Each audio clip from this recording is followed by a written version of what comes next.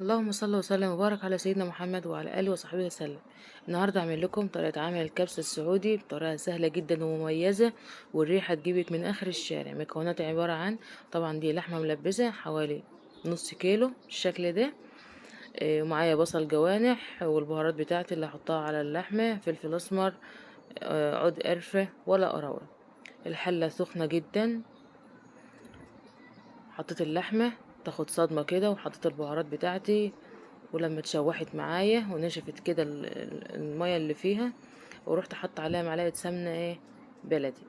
قلبتها كويس جدا، وقعدت احمرها بقى واقلبها في الحلة كده واحمرها كده لحد ما خدت لون بالشكل ده. هبدأ بقى ان انا ازودها مية مغلية واسيبها لحد ما تستوي معايا. تمام. اغطي عليها بقى كده واركنها على جنب. كان معايا بقى الخلطة الرز بتاعي ده، رز غسلاه ومصفي، والصلصة بتاعتي طبعا دي الصلصة دي انا عاملاها فريش كده جاهزة كده معايا.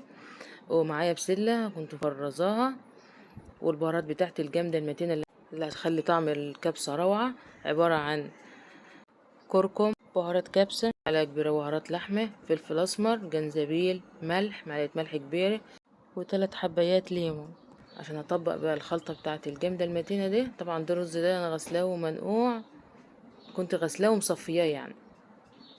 تمام. هجيب بقى الحلة على النار، احط فيها معلقة زيت كده، واحط واحمر الرز بتاعي. هو هياخد لون يعني كده، خليه عشان خاطر يبقى مفرفر وشكله حلو. تمام. هقلب بقى كده لحد الرز بتاعي يتغلف بالمادة الدهنية كلها، يعني اقعد اقلب فيه من دقيقتين لثلاث دقايق كده لحد ما يحمص معايا. تمام. اجيب بقى البسلة عشان اسلقها. دي انا سلقاها في شوربة اهيت، اسيبها تغلي شوية واحط عليها البهارات والصلصة الطماطم، واسيبها بقى لحد ما ما تستوي معايا وتاخد حوالي 3/4 سوا. اللحمة بتاعتي استوت، حطيت عليها الملح بتاعها، ودي كمان استوت. ابدا بقى ان انا اطبق الخلطة بتاعتي على بعضها. هنعمل الرز بتاعي كمان خد اللون بتاعي وبقى حلو كده، واحط بقى البسلة عليه. اقلب بقى كده البسلة عليه بالشكل ده، ودي اللحمة والشرب هحطه بقى هنا،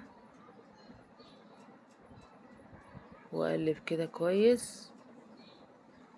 اللحمة اللي اسيبها تلزق في قاع الحلة، ولا اخليها تطلع من الرز فوق الرز، يعني اخليها يعني اللحمة تكون في النص عشان تستوي حلو وكله ياخد من بعضه، والاطعم كلها تخش في بعضها كده وتبقى طعمها حلو. هسيبها بقى على النار لحد ما تغلي معايا وتشرب ويشرب الرز معايا ويستوي معايا. تمام كده. هبدأ بقى ان انا اقدم بقى كده. قدمت بالطريقة دي، اللحمة طالعة واو جميلة جدا ومستوية، والرز مفرفر ازاي، ومفيش حباية ماسكة في التانية. وكنت محمرة شيبسي. طبعا ده التشكيل ده بقى حسب ذوقك انتي. رشيت كده شوية مكسرات محمراهم، طبعا زبيب سوداني، إيه، لوز، وكزبرة كده عاملاها على الوش. ودي بطاطس شيبسي محمراها عندي برضو، وشوية سلطة جانبية كده. وعندك يا سلام بقى لو سلطة الزبادي تحفة. واترككم على خير في فيديو جديد، والسلام عليكم ورحمة الله وبركاته.